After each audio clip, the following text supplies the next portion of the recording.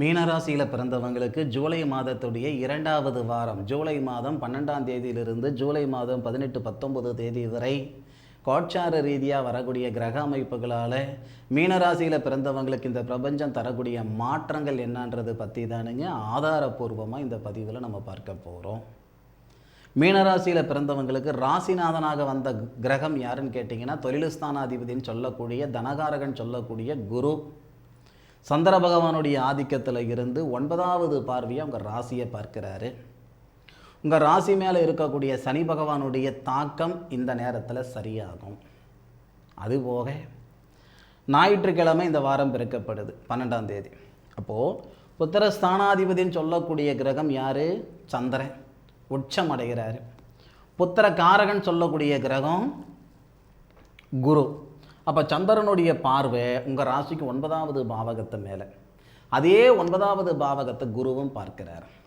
ஞாயிற்றுக்கிழமை இந்த ஒரு நாள் நமக்கு சாதகமாக இருக்குமா சார்? நிச்சயமாக சாதகமாக இருக்காது.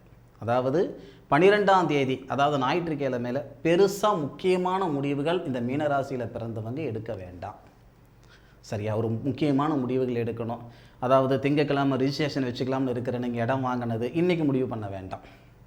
சரி, புதன்கிழமை மாப்பிள்ளை வீட்டு வர சொல்லலாம், இல்லை திங்கக்கிழமை வர சொல்லலாம். ஒரு முக்கியமான முடிவுகள் எடுக்கணும்னா மீனராசியில் பிறந்தவங்க ஞாயிற்றுக்கிழமை நாளை ஒரு நாள் கொஞ்சம் தள்ளி போடுங்க. அது உங்களுக்கு நல்லது. ஏன்னா நீங்கள் ஒரு கமிட்மெண்ட் கொடுத்துட்டீங்க அப்படின்னா அந்த வார்த்தையில் உங்களால் நிற்க முடியாது. பார்த்துக்கிடுங்க.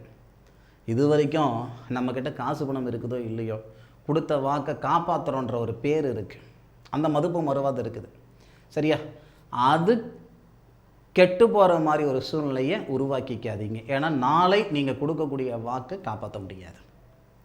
அதே மாதிரி ஞாயிற்றுக்கிழமை 7 மணி வரைக்கும் தான் இந்த மாதிரி ஒரு நிகழ்வு. ஞாயிற்றுக்கிழமை 7 மணி, நைட்டு 7 மணியிலிருந்து திங்கக்கிழமை செவ்வாய்க்கிழமை சாயந்தரம் 6:50 வரை புத்திரஸ்தானாதிபதினு சொல்லக்கூடிய அதே கிரகம் சந்திரன் சுபஸ்தானத்துக்கு வரார். பிரமாதமான நேரம்.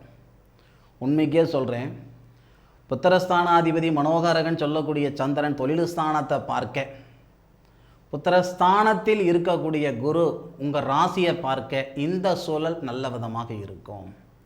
இது கிட்டத்தட்ட ஒரு 3 விஷயத்துக்கு பிரமாதமாக இருக்கும். ஃபஸ்ட்டு புத்திரபாகிய குறைபாடுகள். மீனராசியில் பிறந்தவங்க திருமணமாகி 10 வருடம் ஆகுது, 5 வருடம் ஆகுது, 7 வருடம் ஆகுது. இந்த நேரத்தில் புத்திரபாகியம் உருவாகிறதுக்கான வாய்ப்புகள் உண்டு. எப்படி சாமின்னா, புத்திரஸ்தானாதிபதினு சொல்லக்கூடிய கிரகம் சந்திரன் புனர்பூச நட்சத்திரத்தில் ஏறும் பொழுது, புனர்பூச நட்சத்திரம்னா கிட்டத்தட்ட திங்கக்கிழமை இரவு, செவ்வாய்க்கிழமை புனர்பூச நட்சத்திரத்தில் தான் வருவார்.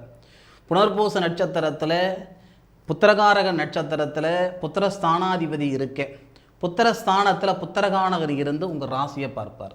இந்த நிகழ்வு 100% புத்திரபாகியத்தில் இருக்கிற தடைகள் முழுமையாக சரிப்படுத்தும். 2வது இன்னொரு விஷயம் இருக்குது. என்னன்னா, இந்த தொழில்ஸ்தானத்தை சந்திரன் பார்ப்பார், சூரியன் பார்ப்பார், புதன் பார்ப்பார், பிறகு செவ்வாய் பார்ப்பார், அதன் பிறகு சனி பார்ப்பார். 5 கிரகங்களுடைய பார்வை மீனராசியில் பிறந்தவங்களுடைய தொழில்ஸ்தானத்தை மேலே. ஃபஸ்ட்டு சனியோடைய பார்வை 10வது பார்வை. 2வது சந்திர பகவான் திங்கக்கிழமை செவ்வாய்க்கிழமை, ஞாயிற்றுக்கிழமை ராத்திரி 7 மணியிலிருந்து திங்கக்கிழமை முழுமையாக செவ்வாய்க்கிழமை சாயந்தரம் 6:50 வரைக்கும் தொழில்ஸ்தானத்தை சந்திரனும் பார்க்கிறார், சூரியனும் பார்க்கிறார், புதனும் பார்க்கிறார், செவ்வாயும் பார்க்கிறார். கிட்டத்தட்ட 4 கிரகங்களுடைய பார்வை தொழில்ஸ்தானத்தில் படும்போது திங்கள் செவ்வாய் நைட்டுக்குள்ளார நீங்கள் செய்யக்கூடிய தொழிலில் உங்களுக்கு ஏற்றம் இருக்குது, தொழில் வளர்ச்சிகள் உண்டு. நீங்கள் அரசாங்கத்தில் உத்தியோகம் பார்த்தாலும் சரி, அயல் நாட்டில் உத்தியோகம் பார்த்தாலும் சரி, இல்லை சுய தொழில் செய்தாலும் சரி, லாபகரம் உண்டு, அதில் மாற்று கருத்து இல்லை. அதே மாதிரி இந்த மனை தொழில் செய்துக்கிட்டு இருக்கிறேங்க, ரியல் எஸ்டேட் பண்ணிக்கிட்டு இருக்கிறேனுங்க அப்படின்னாலும் சரி, இல்லை நான் ஒரு மீடியேட்டராக இருக்கிறேனுங்க அப்படின்னாலும் சரி, மனை சார்ந்த தொழில் செய்கிறவங்களுக்கு இந்த திங்கக்கிழமை செவ்வாய்க்கிழமை பொக்கிஷமாக இருக்கும், அதில் மாற்று கருத்து இல்லை. வியாபாரம் நடக்கும். உணவு சார்ந்த தொழில் செய்கிறவங்களுக்கு இது நல்லாயிருக்கும். திங்கள் செவ்வாய். புதன்கிழமை வியாழக்கிழமையும் மீண்டும் அதே தான் நான் சொல்கிறேன். புதன்கிழமை வியாழக்கிழமை புத்திர காரகனும் புத்திர ஸ்தானாதிபதியும் ஒரே பாவகத்தில். அப்போ தீராத பகைகள் எல்லாம் தீரும். உறவு, சொந்தம், பந்தம், அண்ணன் தம்பி, அக்கா தங்க, அண்ணன் தம்பி, கணவன் மனைவி, தீராத பகையெல்லாம் தீர்றதுக்கு வாய்ப்புகள் உண்டு. அந்த புதன்கிழமை வியாழக்கிழமை மீண்டும் சொல்கிறேனுங்க, மறுபடியும் புத்திரபாகியத்தில் இருக்கிற சங்கடங்கள் சரியாகிறதுக்கு வாய்ப்பு உண்டு. ஏன்னா புத்திர ஸ்தானாதிபதினு சொல்லக்கூடிய சந்திரன் புத்திர ஸ்தானத்தில், புத்திர காரகனும் புத்திரஸ்தானத்தில் இருப்பது சிறப்பு. அது குருச்சந்திர யோகம்னு சொல்லுவாங்க. அந்த யோகத்தால் நீண்ட நாள் கனவு, குழந்தை பாக்கியம் உருவாகிறதுக்கு வாய்ப்பு இருக்குது. பூர்வீக சொத்தில் இருக்கிற சங்கடங்கள் எல்லாம் சரியாகிறதுக்கு வாய்ப்பு இருக்குது. விவசாய நண்பர்கள் அந்த நேரத்தில் போர் போட்டால், ஆள் துணை கிணறு, அதாவது நீங்கள் போர் போட்டு 10 போர் போட்டு தண்ணி எடுக்க முடியலைங்க, இந்த நேரத்தில் சந்திரன் தன்னுடைய சொந்த வீட்டில் இருந்து உங்கள் ராசிக்கு லாபஸ்தானம்னு சொல்லக்கூடிய ஸ்தானத்தை பார்ப்பதும், லாபஸ்தானாதிபதினு சொல்லக்கூடிய கிரகம் உங்கள் ராசியில் இருந்து தொழில் ஸ்தானத்தை பார்ப்பதும் இந்த நேரத்தில் விவசாய நண்பர்களுக்கு நல்லா இருக்கும். 100% போர் போட்டால் தண்ணி வரும். சரியா? அதுக்கான வாய்ப்புகள் உண்டு. இது என்னைக்குன்னு கேட்டிங்கன்னா உங்களுக்கு புதன்கிழமை வியாழக்கிழமை. அதே மாதிரி புதன் வியாழன் வெளியூர் வெளிநாடு போகிறதுக்கான சந்தர்ப்பமெல்லாம் ஏற்படும். படித்த படிப்புக்கு உண்டான உத்தியோகம் ஏற்படுறதுக்கு வாய்ப்புகள் உண்டு. வெள்ளிக்கிழமை சனிக்கிழமை, அதாவது 5 கிரகம் 6வது பாவகத்தில், 6 கிரகம் 5வது பாவகத்தில். சனியும் சூரியனும் கிரக பரிவர்த்தனை. தகப்பனுக்கும் உங்களுக்கு இருக்கக்கூடிய கருத்து வேறுபாடுகள் சரியாகும். உங்களுக்கும் உங்கள் பிள்ளைக்கு இருக்கக்கூடிய கருத்து வேறுபாடுகள் சரியாகும். எத்தனையோ பேர் எங்கள் அப்பாக்கிட்ட பேசி 10 வருஷம் ஆகுதுங்க, என் பையன்கிட்ட பேசி 4-5 வருஷம் ஆகுதுங்க சொல்லக்கூடியவங்க இருக்க தானே செய்கிறீங்க. இந்த நேரத்தில் தகப்பன் வழியில் வந்த சங்கடங்கள், அதாவது தகப்பன் வழியில் சித்தப்பா பெரியப்பா அவங்க மூலியமாக வந்த அந்த சங்கடங்கள் சரியாகும். அப்பனும் மகனுக்கு இருக்கக்கூடிய அந்த தொந்தரவுகள் சரியாகிறதுக்கு வாய்ப்புகள் உண்டு. பூர்வ புண்ணிய ஸ்தானம் இந்த நேரத்தில் சுபம் பெறும்.